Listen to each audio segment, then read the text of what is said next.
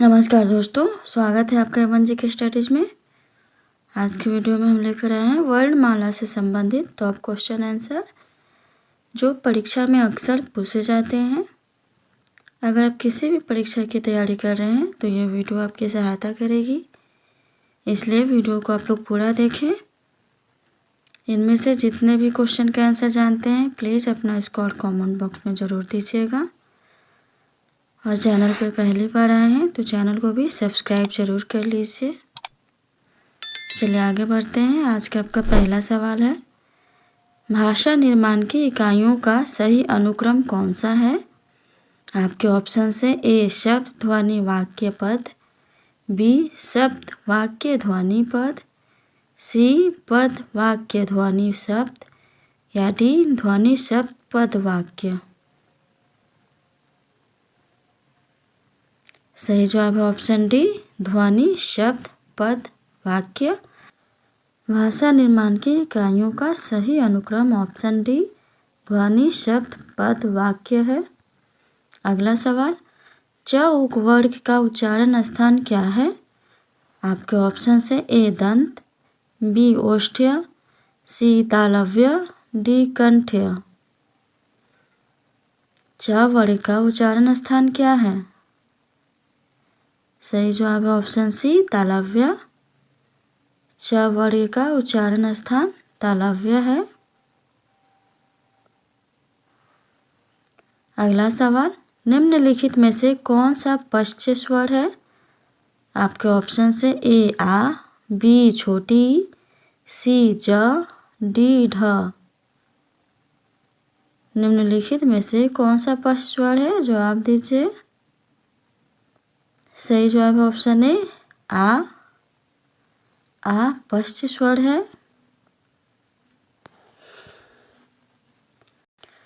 क्ष वर्ण किसके योग से बना है? आपके ऑप्शन से ए आधा क धन मूर्धन स, बी क धन च, सी आधा क धन छ, या डी आधा क धन तलाव्य स। सही जवाब है ऑप्शन ए, आधा क धन मूर्धन स। क और मूर्धन स के योग से क्ष वर्ण बना है। अगला सवाल, निम्न में से कौन सा घोष वर्ण है? आपके ऑप्शन से ए ख, बी च, सी म, डी थ। कौन सा घोष वर्ण है? सही जवाब है ऑप्शन सी, म। प्रत्येक वर्ण का तीसरा, चौथा और पांचवा वर्ण घोष वर्ण है। अगला सवाल, घ का उच्चारण स्थान क्या है? घ का उच्चारण स्थान क्या है? आपके ऑप्शन से ए मूर्धा, बी कंठ, सी तालु, डी दंत।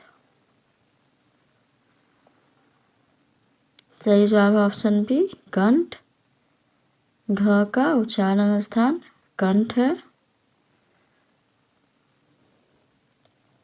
अगला सवाल, भाषा की सबसे छोटी इकाई क्या है? आपके ऑप्शन से ए वर्ण, बी शब्द, सी पद, डी वाक्य। भाषा की सबसे छोटी इकाई क्या है? सही जवाब है ऑप्शन ए, वर्ण।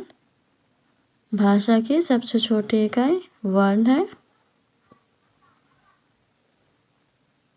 अगला सवाल, लिपि चिन्हों के क्रमबद्ध समूह को क्या कहते हैं?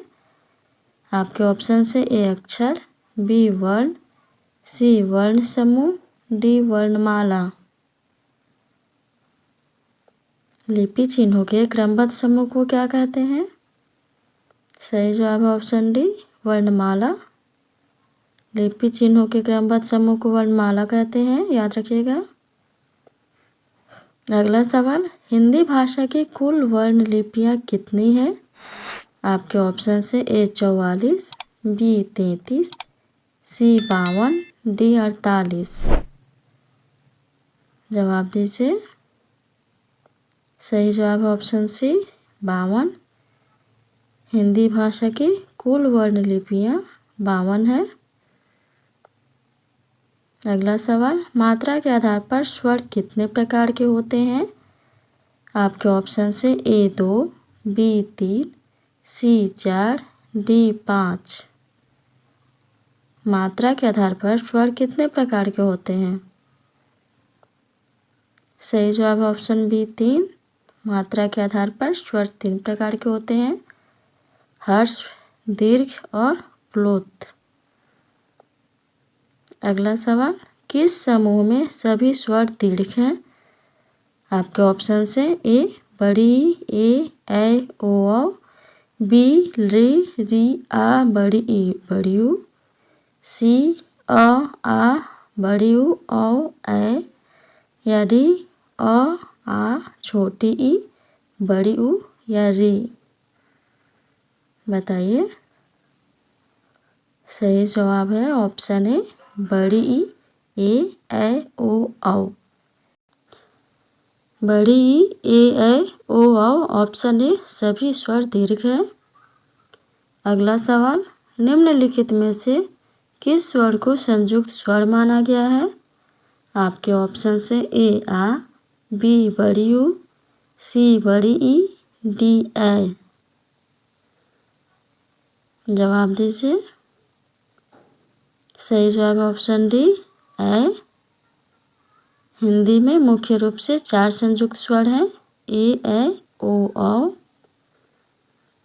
अगला सवाल, हिंदी स्वरों का वर्गीकरण जब जिह्वा के आधार पर किया जाता है तो निम्नलिखित में कौन सा भेद इसके अंतर्गत नहीं आएगा?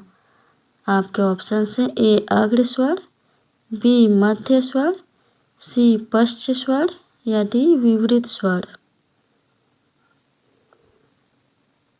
बताइए।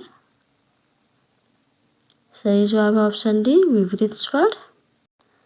जिह्वा के आधार पर स्वर के 3 भेद हैं, अग्र स्वर, मध्य स्वर और पश्च स्वर। याद रखिएगा, जिह्वा के आधार पर स्वर के 3 भेद हैं। अगला सवाल, अर्ध विवृत स्वर कौन सा है? आपके ऑप्शन से ए बड़ी यू, बी ऐ, सी आ, डी ए। बताइए अर्ध विवृत स्वर कौन सा है? सही जवाब ऑप्शन बी ऐ। मुंह खोलने के आधार पर स्वरों को 4 मुख्य भागों में बांटा गया है। संवृत यानी बंद, जिसमें छोटी ई बड़ी ई छोटी ऊ बड़ी ऊ आते हैं। अर्ध संवृत यानी आधा बंद, जिसमें ए ओ आते हैं। विवृत यानी पूरा खुला मुंह, जिसमें आ आता है।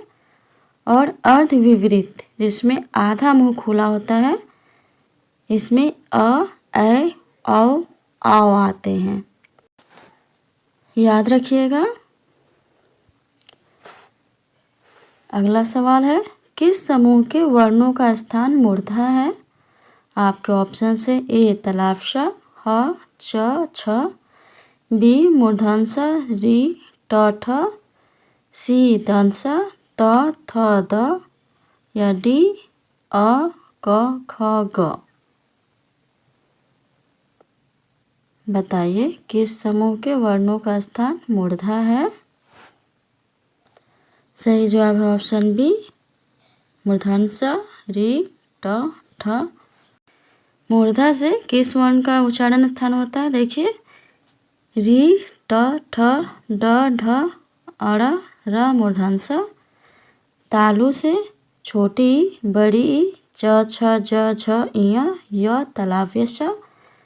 दंत से त, थ, द, ध, न, ल, स दंत स है। कंठ से अ, आ, ह, क, ख, ग, घ अंग। और ओठ से प, फ, ब, भ, म छोटी ऊ और बड़ी ऊ। अगला सवाल, प्रयत्न के आधार पर ल किस प्रकार की ध्वनि है? आपके ऑप्शन से ए उत्क्षिप्त, बी पार्श्विक, सी प्रकंपित, डी संघर्षहीन। बताइए प्रयत्न के आधार पर ल किस प्रकार की ध्वनि है? सही जवाब है ऑप्शन बी पार्श्विक। प्रयत्न के आधार पर ल पार्श्विक व्यंजन है। उत्क्षिप्त अढ़ और ढ है और प्रकंपित या लुंठित वर्ण र है। अगला सवाल, कंठोष्ठ या दीर्घ स्वर का उदाहरण कौन सा है? आपके ऑप्शन से ए री, बी औ, सी बड़ी ऊ, डी ए। बताइए कंठोष्ठ या दीर्घ स्वर का उदाहरण कौन सा है? सही जवाब है ऑप्शन बी औ।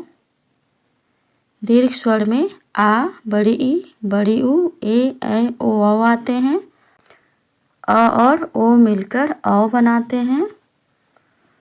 अगला सवाल, जिन स्वरों के उच्चारण में हवा केवल मुख से निकले उन्हें क्या कहते हैं? आपके ऑप्शन से ए निर्नुनासिक स्वर, बी अनुनासिक स्वर, सी मौखिक स्वर या डी लुंठित स्वर। जवाब दीजिए। सही जवाब है ऑप्शन ए निर्नुनासिक स्वर।